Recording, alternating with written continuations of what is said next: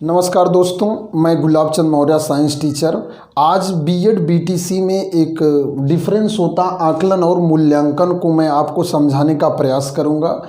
आकलन अक्सर जो है अंकों पर निर्धारित होता है और मूल्यांकन मूल्यों पर निर्धारित होता है, और ये लगभग दोनों एक ही साथ किया जाता है। मैं इसको आपको एग्जाम्पल के माध्यम से समझाता हूँ।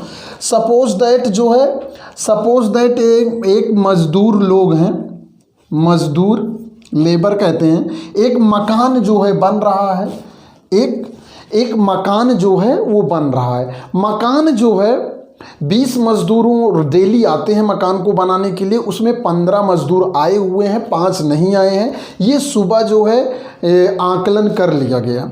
उसके बाद ये दिन भर काम करते हैं, शाम के कितना इन्होंने काम किया, ठीक है, वो मालिक आकर देखता है।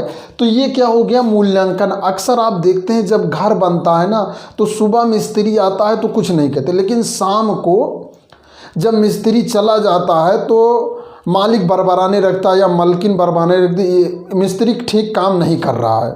अर्थात मूल्यांकन हो रहा है कि कल कितना ईंटा जोड़ा था, आज इतना जोड़ा है। ये सब मूल्यांकन के अंतर्गत आता है। उसी तरह अब आइए शिक्षा में आते हैं। सपोज दैट ये एक क्लास में 50 स्टूडेंट हैं।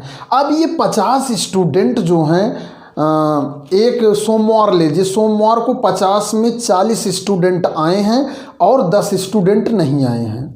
ये क्या हो गया, उस दिन का उस क्लास का विवरण हो गया।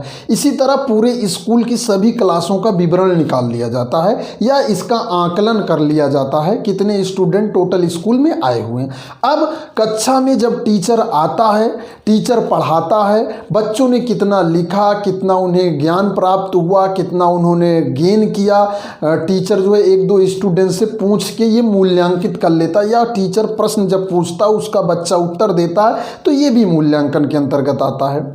और एक मूल्यांकन आता है परीक्षा के अंतर्गत। होता क्या है कि परीक्षा होने से पहले टाइम टेबल आता है, सीट अरेंजमेंट होता है, ये सारी व्यवस्थाएं होती हैं, किस रूम में बैठेंगे, किस सीट में बैठेंगे, ये सब आकलन करके बनाया जाता है। लेकिन बच्चा जो चीज़ उस कॉपी में लिखता है उसका मूल्यांकन